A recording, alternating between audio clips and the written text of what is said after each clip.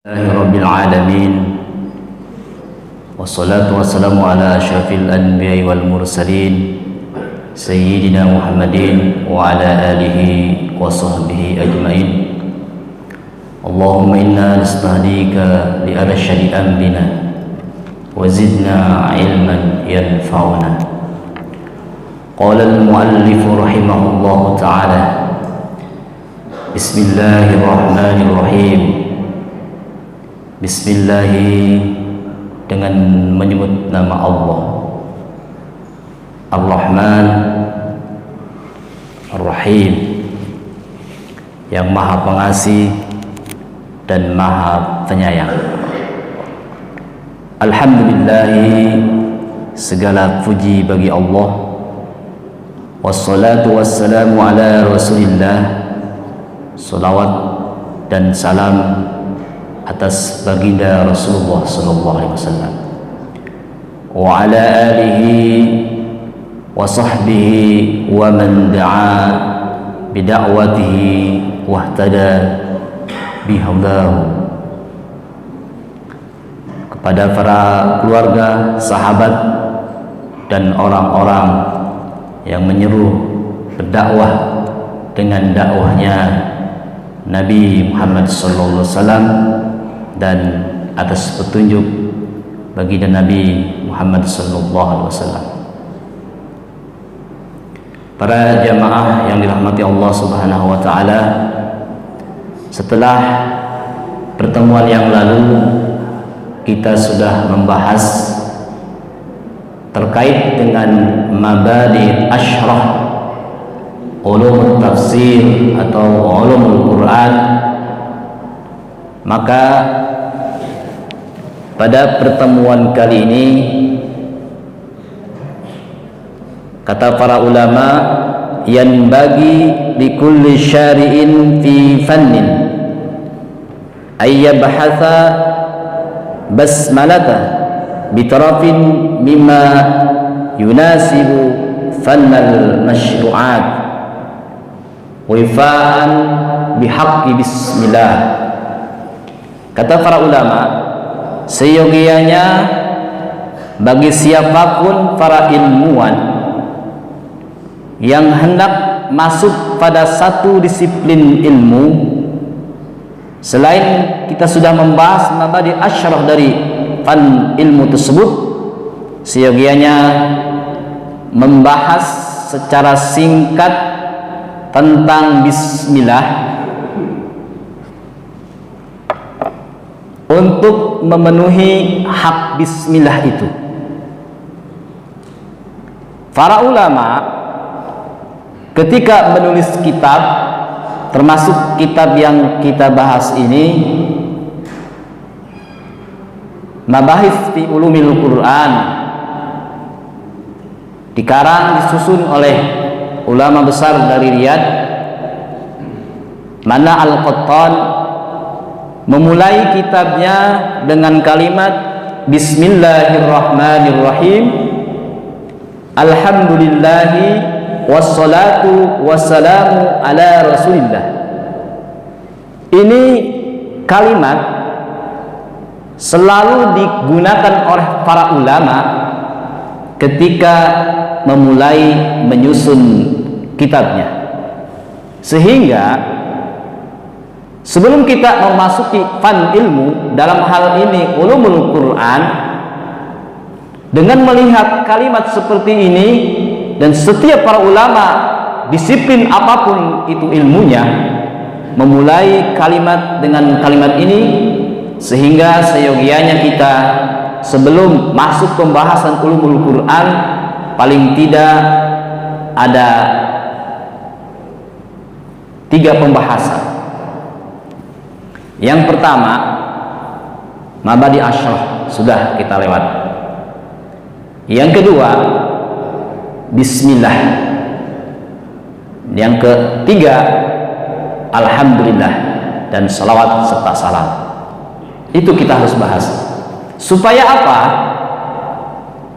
Supaya ilmu yang akan kita bahas itu betul-betul berkah, membawa manfaat buat diri kita. Bismillahirrahmanirrahim. Satu kalimat, susunan kalimat yang sangat luar biasa Allah berikan kepada kita. Jadi setiap seseorang membuat mobil, umpama ada mobil Jepang, ada mobil Amerika. Jepang ketika membuat Honda, Mitsubishi dan lain sebagainya, mobil itu dibuat tidak dibiarkan begitu saja. Ada juknis, ada petunjuk yang dibuat oleh Jepang itu sendiri, bagaimana cara merawat dan cara mengganti oli dan sebagainya agar mobil itu terawat bagus dan sempurna bisa digunakan. Allah ketika menciptakan manusia ini terlahir ke alam dunia, tidak serta-merta manusia itu ditinggalkan begitu saja tanpa dikasih acuan buku. Jadi kita ini ibarat mobil, kalau mau bagus, terawat, maka harus ikuti petunjuk itu. Manusia kalau kepengen hidupnya bahagia, hidupnya terawat sehat, maka harus mengikuti petunjuk yang diturunkan oleh pembuat manusia. Siapa dia? Allah Subhanahu wa ta'ala. Allah ternyata sudah membuat petunjuk yang bernama Al-Quran bagi kita semua. Telah membuat petunjuk sejak zaman Nabi Adam sampai sekarang dan sampai nanti. Banyak kitab yang diturunkan oleh Allah Subhanahu wa ta'ala. Dalam riwayat-riwayat, semua kitab dan suhuf diturunkan kepada manusia untuk dijadikan sebagai petunjuk melalui para nabinya. Ada 114 suhuf dan kitab, 100 berbentuk suhuf dan 4 berbentuk kitab. Dalam satu riwayat, suhuf itu 10 diturunkan kepada Nabi Adam, 70 kepada Nabi Syih, 10 kepada Nabi Ibrahim, 10 kepada Nabi Musa. Suhfi Ibrahim wa Musa dalam surat Al-Alaq seperti itu. Sementara 4 kitab, yang satu diturunkan Taurat kepada Nabi Musa, Zabur kepada Nabi Daud, Injil kepada Nabi Isa, dan Al-Quran kepada Nabi Muhammad. Dari 113 itu ternyata kalau ditelaah semua isinya diamandemen dan disimpulkan menjadi satu kitab, yaitu Al-Quran. Al-Quran ternyata kalau kita telaah lagi, itu Al-Quran ada kesimpulannya. Kalau suka menulis jurnal, mungkin dosen, ada di depan itu istilahnya abstrak. Nanti di ujung ada kesimpulan. Abstrak itu secara global memuat isi daripada jurnal itu. Sehingga Al-Quran itu disimpulkan dalam satu surat yang bernama surat Al-Fatihah, Ummul Quran disebutnya, atau Ummul Kitab, karena isi dari seluruh Al-Quran itu terangkum dalam surat Al-Fatihah. Dan ternyata kata para ulama, dari surat Al-Fatihah itu isinya tersimpun dalam kalimat Bismillahirrahmanirrahim. Dari Bismillah itu ternyata tertolak isinya kepada huruf ba daripada Bismillahirrahmanirrahim.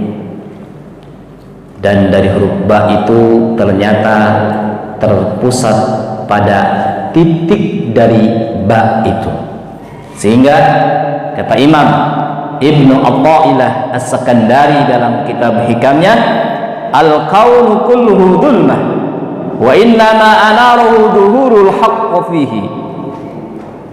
Semua alam jagat raya ini adalah tiada, ada karena ada yang mengadakan. Jadi kalau kita hidupnya ini mau bahagia, mau sukses, jangan jauh-jauh dari bismillah. Dan bismillah akan berpusat kepada rubba, rubba berpusat kepada titik dari ba itu. Maka hidup kita harus tertuju kepada Allah Subhanahu wa ta'ala. Sekarang kita kaitannya dengan ulumul tafsir, ulumul Quran. Terpusat bismillah itu kepada huruf ba. Enggak kita bahas semua, kalau bahas semua nanti kelamaan. Sekarang kita berpusat dulu kepada huruf ba.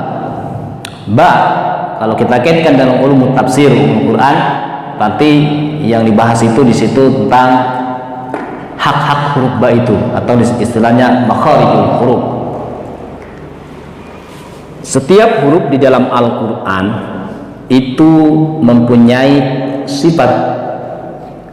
Barang tentunya pasti itu mempunyai sifat yang berlawanan, dan ada satu kadang mempunyai sifat yang tidak berlawanan. Huruf ba ini mempunyai 6 sifat. Yang pertama, dari segi makhraj atau tempat keluarnya, huruf ba ini berada di bibir.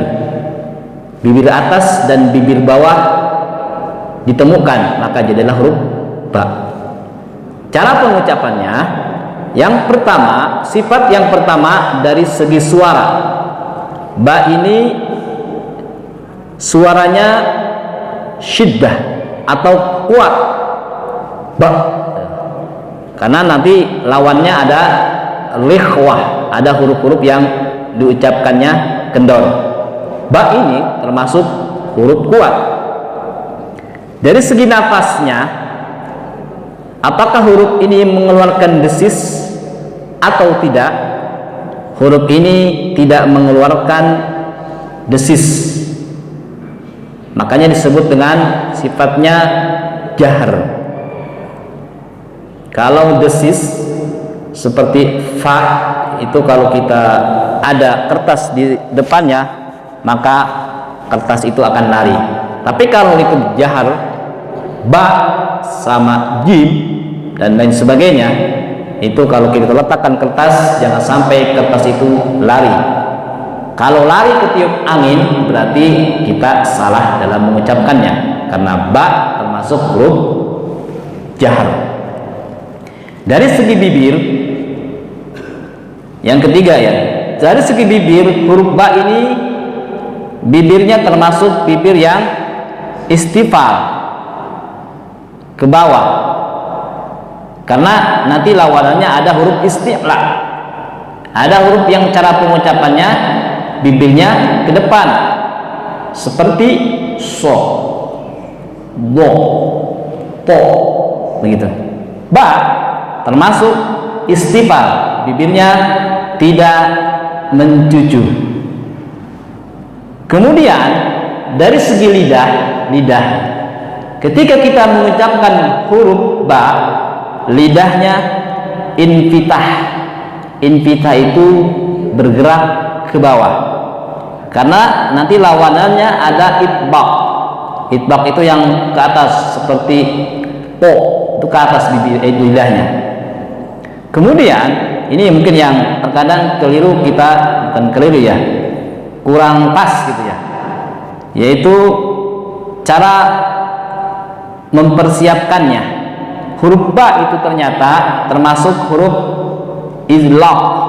Izlaq itu spontanitas, lawanannya ismat.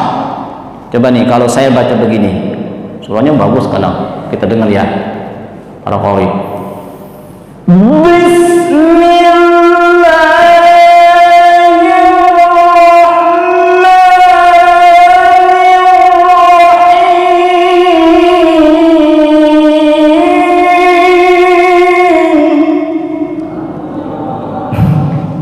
Kira-kira benar nggak? Kan ada huruf ba ya. Saya ulangi ya. Jadi huruf ba ketika mengucapkan itu idlaq, spontan. Beda dengan huruf shad. Kalau shad kan begini. Nah, itu namanya persiapan. Ihdinas sirat, itu ada persiapan dulu. Ba termasuk huruf idlaq. Ya, terkadang kita terpesona dengan suara qori yang begitu mantap, atau anak-anak kecil, anak SD ya banyak juga, tapi ternyata itu idlaqnya tidak diterapkan. Coba dipahami lagi nih, ada persiapan nggak saya ketika mengucapkan huruf ba?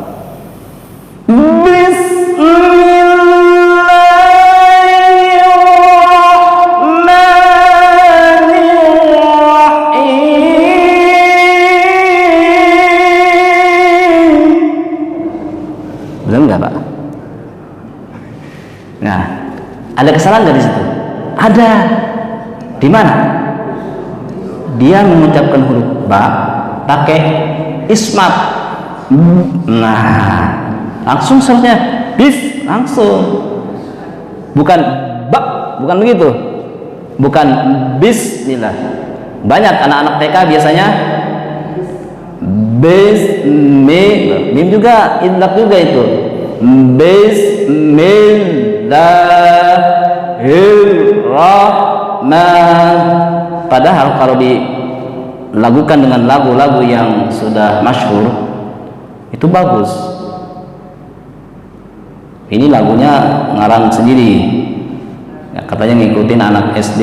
Nah, kenapa kita harus ngikutin anak SD? Seharusnya anak SD ngikutin kita kan, pakai lagu-lagu biasa aja. Makanya sekarang metode-metode yang memakai lagu seperti Umi dan lain sebagainya itu laku dipasarkan di SD. Umi sekarang merambah di mana-mana. Ini itu salah tuh, bukan bis, langsung aja bis. Sehingga ba bi, bukan ba bi bu, bukan ba bi bu bis. Nah gitu, itu ismat, itu idlaq, lawannya ismat. Nah, kemudian yang terakhir huruf ba ini, karena tadi di awal sifat pertama keduanya adalah syiddah dan jahar, sehingga huruf ini termasuk huruf yang qalqalah. Qalqalah itu mantul, tapi pemantulannya ketika sugro itu tidak menghasilkan huruf hamzah. Watab, nah itu kan menghasilkan huruf hamzah. Tapi kalau di tengah-tengah itu ibarat kita naik mobil. Kalau kita berada di belakang, paling belakang ada polisi tidur, bukannya itu kan sangat mantul. Nah itu qalqalah kubro namanya. Kalau yang di tengah nggak begitu kerasa, itu namanya qalqalah sugro. Nah, kemudian kalau kita telaah itu huruf bismillah itu tenang itu enggak, hurufnya ada berapa? Hah? Berapa? 12. Benar. Mau ngitung dulu. Bismillah itu dari mulai ba sampai terakhir itu jumlah hurufnya ada 19. Saya yang percaya aja kepada ulama. Penang itu enggak? Itu 19. Ini kalau kita telaah, bismi itu kan tidak ada alifnya. Padahal kalau kita nulis nama ismun itu ada huruf alifnya, seperti dalam surat Al-Alaq, Iqra bismi rabbikal ladzi khalaq. Coba lihat, itu ada huruf alifnya. Tapi kenapa giliran di bismillah ini tidak ada alifnya? Nah, ini ada rahasia. Ada ulama yang mengatakan bahwa huruf ini seperti lasyad khalifah itu supaya huruf itu seimbang.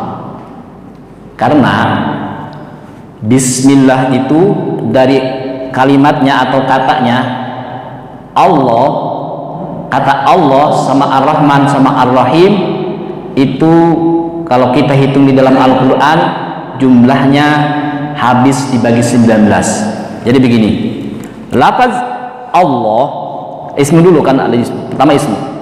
Ismu di dalam Al-Quran kita telusuri dari Al-Fatihah sampai dengan Anas itu terulang sebanyak 19 kali.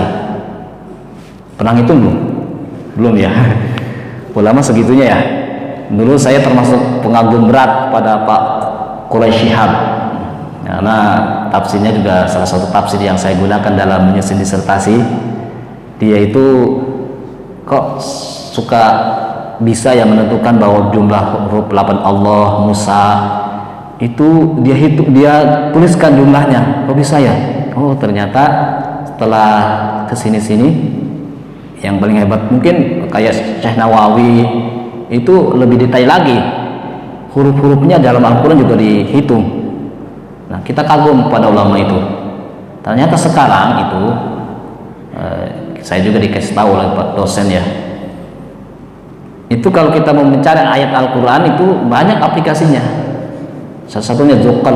Nah, Joker itu ada, kalau kita tulis saja apa artinya dengan, ada berapa dengan di dalam Al-Quran itu, atau lafaz Musa ada berapa disebutkan di dalam Al-Quran, ada itu aplikasi. Kita tulis saja kata itu, nanti muncul semuanya.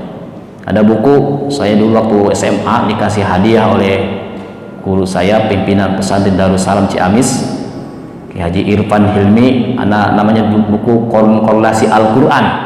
Itu menghitung jumlah-jumlah kalimat dalam Al-Quran, menyebutkan kalau Muhammad itu disebutkan berapa kali, kemudian Alhamdulillah berapa kali disebutkan, ada korelasi Al-Quran. Saya dikasih hadiah oleh guru saya waktu itu karena sudah menghatamkan hafal kitab Zuhar Maknun.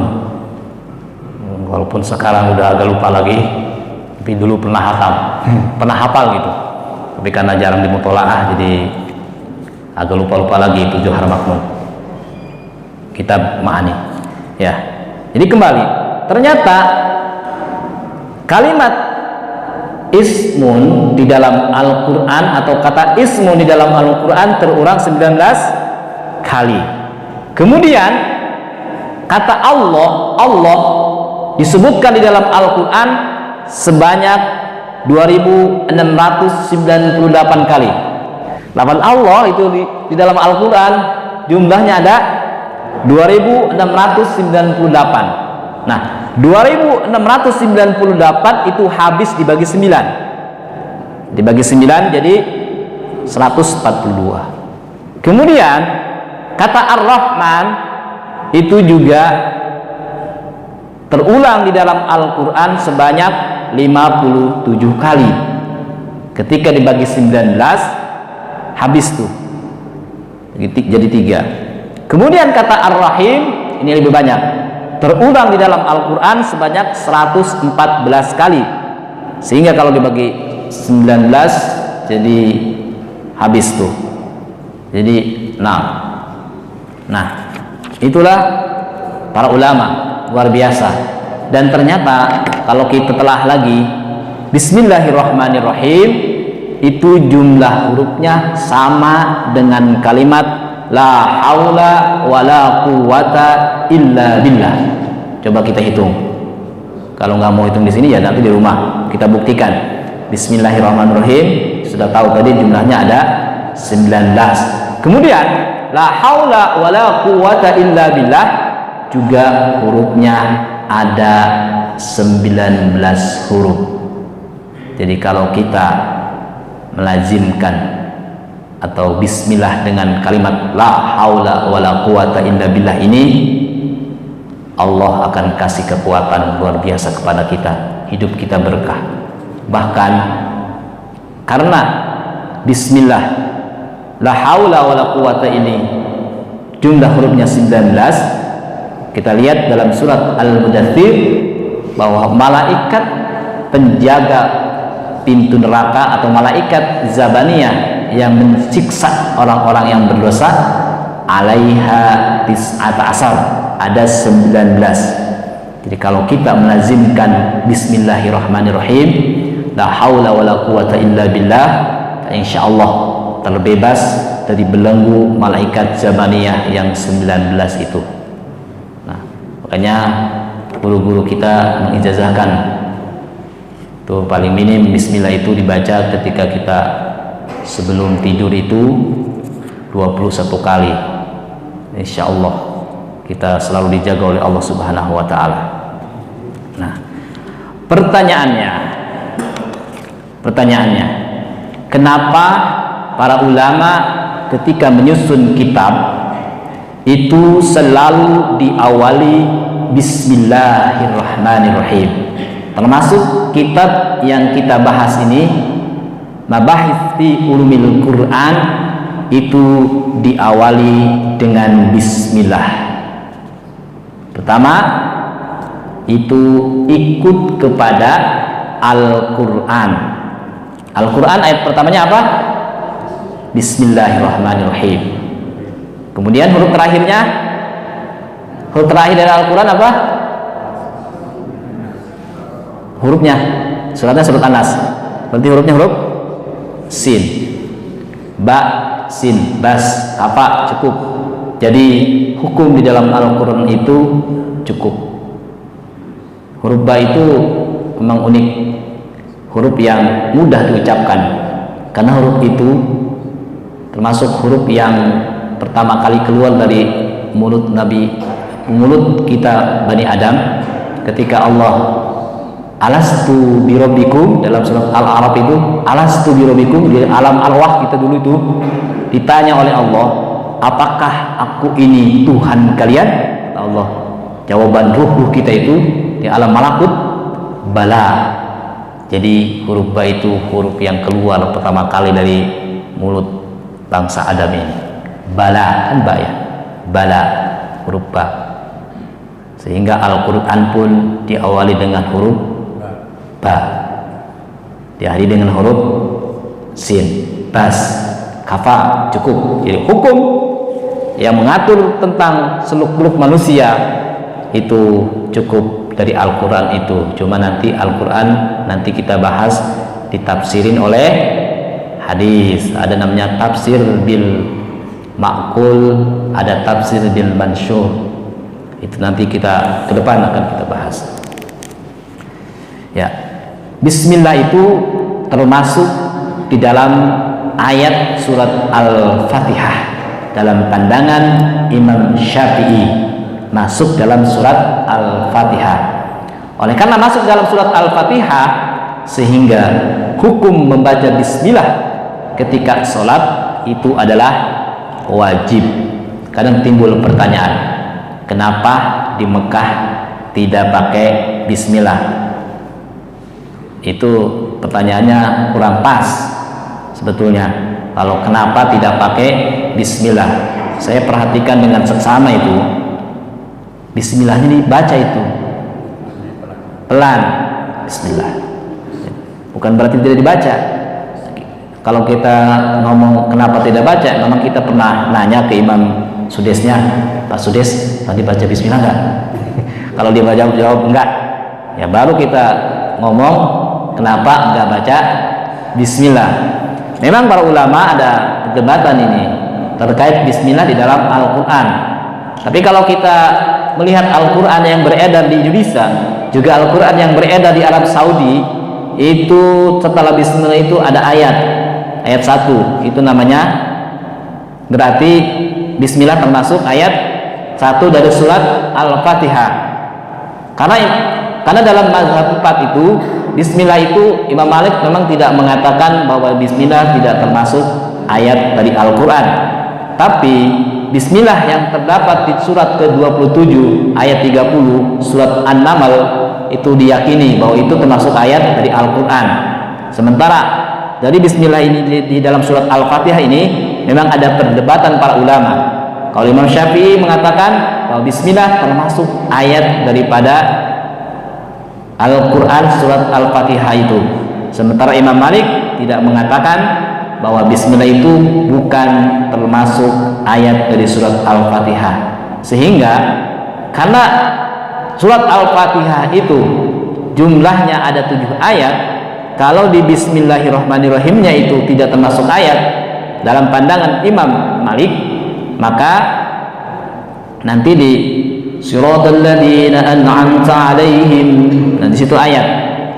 Syed Agil Al-Munawwar itu dia mewanti-wanti kalian kalau menjadi murid saya itu di alaihimnya jangan berhenti, lanjutin. Di situ kan ada tulisan tolak katanya. Siratal ladzina an'amta 'alaihim ghairil maghdubi 'alaihim waladdallin. Langsung. Jangan berhenti. Kalau berhenti di situ, ini yang mengatakan bahwa surat Al-Fatihah 7 ayat.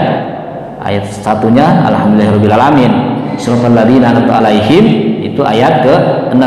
Ghairil maghdubi 'alaihim waladdallin itu ayat ke-7. Begitu kata Imam Malik. Tapi Imam Syafi'i itu mengatakan bahwa bismillah termasuk daripada ayat Al-Quran, sehingga ketika sholat, ketika membaca Al-Fatihah, maka bismillahnya wajib dibaca. Kalau tidak dibaca berarti sholatnya tidak sah. Ini yang repot di kita itu, karena kadang ngajinya belum tuntas, mazhab Imam Syafi'i aja belum tuntas, kemudian kepengen ikut-ikutan gaya Mekah, ikut Imam Malik gitu ya, bismillahnya tidak dibaca. Ya kalau mau begitu harus sepaket, artinya sepaket, jangan talfik dalam satu qadiyah. Dalam pandangan guru kami Mu'allim Syafi'i Hadami rahimahullah rahmatal abral, ini kalau kita talfik dalam satu paket itu tidak boleh. Artinya wudunya pakai Imam Syafi'i, kemudian sholatnya pakai Imam Malik. Tidak. Kalau kita mau baca bismillahnya tidak dibaca karena ngikut Imam Maliki, maka dari awal, dari wudunya juga pakai Imam Maliki. Sekarang kita sudah paham belum wudu ala Imam Malik? Nah, yang diajarkan di majelis taklim yang ada di Indonesia itu wudunya wudu Imam Syafi'i. Repot nanti. Ini yang jadi repot kita. Kecuali kalau kita ikut mazhab lain dalam beda qadiyah, beda saja. Bisa saja, silakan saja. Sholatnya kita mazhab Imam Syafi'i, sementara dalam muamalah kita seringkali kan bermazhabkan Imam Malik. Ternyata mazhab Imam Syafi'i itu lebih ini ya, lebih ikhtiyat, lebih hati-hati. Coba makanan aja nggak boleh dimakan kalau jadi belum milik kita, belum dibayar. Nah itu kalau di situ kan kita namanya tanpa disadari, bermazhab tanpa disadari. Itu beda qadiyah. Kalau dalam sholat itu harus satu qadiyah. Ya.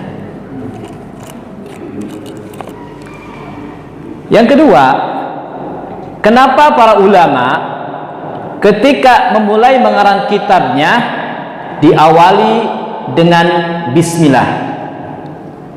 Karena mengikut kalam Rasulullah sallallahu alaihi wasallam. Kata baginda Rasul, kullu amrin dibalin la yubda fi bismillahirrahmanirrahim fahuwa abtar, wa fi riwayatin fahuwa aqta, wa fi riwayatin fahuwa adzam. Dalam hadis riwayat Imam Abu Dawud, derajat hadisnya adalah hasan. Setiap perkara yang baik dalam pandangan agama tapi tidak dimulai dengan bismillahirrahmanirrahim, maka itu perkara menjadi tidak berkah. Jadi setiap perkara baik itu harus dimulai dengan bismillah. Nanti kan kalau kita kaji fikih, bismillah itu ada hukum. Ada hukumnya wajib, ada hukumnya sunnah, ada hukumnya makruh, ada hukumnya haram, ada hukumnya mubah. Wajib itu bismillah dibaca ketika kita sholat 5 waktu dalam pandangan mazhab Imam Syafi'i. Sunnah ketika melakukan perkara-perkara yang bagus dalam pandangan agama. Contoh dalam minum, kan sunnah itu kita minum. Tapi minum ini biasanya Nabi itu ngajarnya begini nih, kalau mau benar-benar ikut Nabi ya. Nah, ini bagus sudah begini. Jadi tidak disedotan. Nabi kurang suka kalau disedotan. Ini air diminum. Baca bismillah dulu. Bismillahirrahmanirrahim. Alhamdulillah. Minum lagi. Bismillahirrahmanirrahim. Alhamdulillah. Seger ya. Bismillahirrahmanirrahim. Alhamdulillah. Itu minum Nabi. Jadi diatur agama itu tertib. Ya, akan jadi segar gitu ya. Kalau udah minum pakai bismillah. Alhamdulillah 3 kali. Jadi enggak minum kolok baru alhamdulillah gitu. Itu bukan akhlak Nabi itu. Ya, langsung minum apalagi minum kelapa kolok langsung diminum. Itu kurang. Tidak ikut Nabi namanya. Kalau Nabi minum kayak tadi. Sehingga kalau baca bismillah, apalagi bismillahnya dikaitkan dengan ilmu neuroscience, kita bayangkan ketika kita baca bismillah, sebelum minum baca bismillah, bismillah itu ngalir kepada seluruh tubuh kita, sehingga itu menetralisir atau membuang-buang penyakit yang ada. Karena ana ma'inda dzanni abdi bi, aku sesuai prasangka hambanya. Kalau hamba itu selalu mengatakan perkara-perkara yang baik, maka dalam jiwanya itu akan baik. Kalau hamba itu selalu mengata-ngata yang jelek, maka teredar dalam jiwanya itu juga jelek. Jadi bismillah seakan kita bayangkan, diimajinasikan ngalir kepada seluruh tubuh kita, sehingga Bismillahirrahmanirrahim itu artinya dengan nama Allah saya ini mendapatkan kekuatan, gitu, sehat jadi juga gitu. Itu minum. Ada juga bismillah yang hukumnya makruh. Ketika membaca bismillah hukumnya makruh ketika kita mau mengerjakan sesuatu, seperti ketika kita mau makan sesuatu yang secara zat itu adalah makruh. Makan jengkol doang, makan jengkol doang gitu, makan pete doang gitu kan, makan bawang merah kita makan gitu, jengkol doang kita makan, jengkol sepiring kita makan, jengkol doang, itu makruh kita baca bismillah. Beda dengan kalau jengkol dicampur nasi uduk itu lain lagi. Campur nasi uduk kita makan jengkol, nah itu mah beda lagi, itu tetap hukumnya sunnah. Nah sekarang bagaimana kalau kita baca bismillah kepada ingin memulai sesuatu yang haram, contoh minum bir, itu kan secara zat itu kan haram. Kalau kita minum bir itu baca bismillah dulu, maka hukum baca bismillah adalah haram. Nah, ada haram bukan zatnya, tapi haram alidi, haram karena perbuatannya. Nasi uduk dapat nyolong, kemudian kita baca bismillah, kira-kira hukum makan nasi uduk yang dari nyolong itu hukumnya sunnah apa haram? Haram apa halal? Sunnah. Nah, jadi yang haram itu atau yang makruh, jika haramnya haram jati, haram memang zat itu benar-benar haram, seperti bir, alkohol itu kan haram, maka ketika makan itu haram kita baca bismillah. Tapi kalau haramnya haram alidi, maka masih disunahkan kita baca bismillah.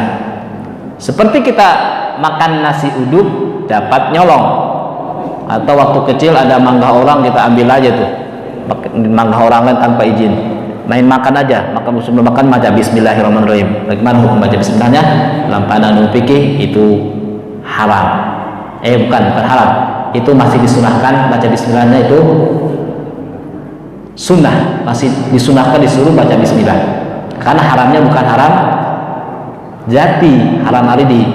Beda dengan ada bawang putih kita makan, kan bau kan makruh, itu mandatnya makruh. Jadi kalau ada bir kita minum baca bismillah itu haram, karena haramnya haram jati. Tapi kalau haram alidi tidak mengapa, masih disuruh baca bismillah. Terakhir yang ingin saya sampaikan pada kesempatan kali ini, karena dalam hadis tadi kullu amrin dibalin, apa itu yang dimaksud dibalin? Kata Abdul Karim Al-Matori dalam hasil sitinnya, yaitu perkara yang tidak dijadikan, tidak ada zikir permulaannya, maka kita sunnah baca bismillah.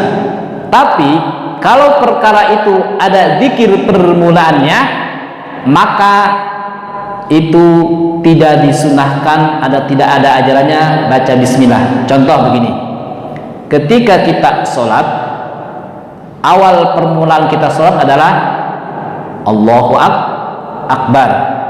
Maka ketika kita sholat itu tidak ada ajarannya kita Bismillahirrahmanirrahim Allahu Akbar, nggak ada itu ajarannya. Langsung saja takbir Allahu Akbar. Kalaupun mau baca bismillah, ada ulama yang baca surat An-Nas biasanya sebelumnya Bismillahirrahmanirrahim, kalau itu berbelas baru Allahu Akbar. Itu untuk agar hilang katanya ininya, was-wasnya. Kemudian contoh lainnya yang ada permulaannya seperti salam. Salam kan itu kita mau pidato, mau ceramah, Pak RT, Pak RW bisa kan ceramah, baca bismillah dulu. Bagaimana tuh? Begini nih. Bismillahirrahmanirrahim. Assalamualaikum warahmatullahi wabarakatuh. Karena pidato itu ada zikir permulaannya, yaitu salam, maka itu tidak ada ajarannya baca bismillah. Jadi kalau ada orang ceramah atau pidato begini, Bismillahirrahmanirrahim, Assalamualaikum warahmatullahi wabarakatuh. Nah itu belum paham kullu amrin dibalinnya di situ. Karena pidato itu ada zikir permulaannya.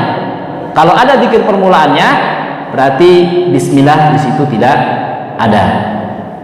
Kecuali kalau mau baca bismillah begini, Assalamualaikum warahmatullahi wabarakatuh, Bismillahirrahmanirrahim. Nah itu cakep. Kalau sebelumnya begini dulu, bapak-bapak, ibu-ibu, saudara-saudara sekalian, Bismillahirrahmanirrahim, Assalamualaikum warahmatullahi wabarakatuh. Itu salamnya kata para ulama tidak wajib dijawab. Kalau langsung salam kan begini, Assalamualaikum warahmatullahi wabarakatuh. Kita sebagai audien wajib menjawabnya salah satunya kan, wajib kifayah. Tapi kalau sebelum salam itu diawali dengan kalimat lain, maka salam itu tidak wajib dijawab.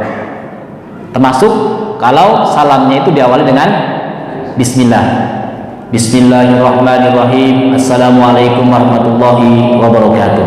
Nah itu tidak wajib dijawab.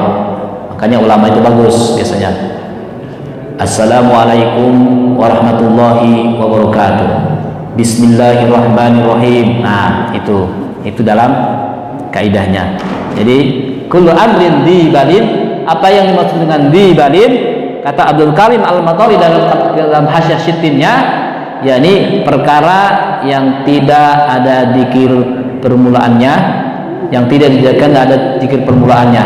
Jadi kalau ada zikir permulaannya, maka perkara itu tidak diajarkan baca bismillah.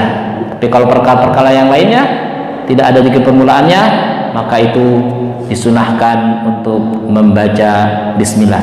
Jadi saudara-saudara sekalian, bapak-bapak, ibu-ibu, kata Imam Ali karramahullahu wajhah, lau tuliyat li wisadatun laqultu fi ba'i bismillahi wa qara'a sab'ina ba'iran. Kata Imam Ali, andai aku tuliskan untuk menjelaskan bismillah pada bi saja, maka aku tidak akan cukup walaupun unta itu membawa 70 unta membawa kertas untuk menuliskan bismillah. Ini jadi bismillah itu saking luasnya sehingga Imam Ali mengatakan, ini karena ketinggian ilmunya Imam Ali ya, Kalau Imam Ali karamahullah wajah menuliskan bismillah, menjelaskan bismillah, 70 gerobak datang ke situ membawa kertas, maka tidak cukup kertas itu untuk menuliskan bismillah. Ini saking kuatnya, saking luasnya ilmunya Imam Ali, dan saking dalamnya makna dari bismillahirrahmanirrahim. Belum kalau kita bahas itu kenapa bismillah itu lafaz Allah, kemudian diiringi dengan Ar-Rahman Ar-Rahim. Asmaul husnanya cuma dia ambil 2. Kenapa diambilnya Ar-Rahman, kenapa Ar-Rahim? Padahal Asmaul husna itu ada 99. Kenapa yang lain tidak? Sementara yang didapatin adalah bismillah itu lafaz Ar-Rahman Ar-Rahim. Nah, tapi karena kita di sini membahas ulumul Quran, paling tidak tadi dari segi ke-Al-Qur'annya sudah ada, selingannya juga sudah ada. Cuma nanti kita temukan bismillah itu ada pada setiap daripada surat, tapi tidak kita temukan dalam surat At-Taubah, karena ternyata bismillah itu Ar-Rahman Ar-Rahim, Maha Penyayang, Maha Pengasih. Sementara surat At-Taubah yang sebelumnya adalah surat Al-Anfal, surat berbicara tentang perang. Perang itu tidak mengenal kasih sayang, sehingga wajar kalau surat At-Taubah itu tidak diawali dengan bismillah. Tapi walaupun tidak di situ tidak diawali dengan bismillah, jumlah bismillah dalam Al-Qur'an sesuai dengan jumlah suratnya. Kalau di dalam Al-Qur'an ada 114 surat, maka bismillah pun ada 114 surat. Walaupun di surat At-Taubah itu tidak ada bismillahnya, tapi di surat An-Naml surat ke-27 ayat 30 di situ ada bismillah yang disampaikan oleh Nabi Sulaiman ketika ingin menulis surat kepada Ratu Bilqis. Ini saja, mungkin sudah sejam kayaknya ya, karena sudah goyang-goyang karena konsentrasi bapak-bapak yang sudah umurnya 60 tahun ya enggak akan lebih dari 60 tahun 60 menit. Demikian, lebih kurangnya mohon maaf. Assalamualaikum warahmatullahi wabarakatuh.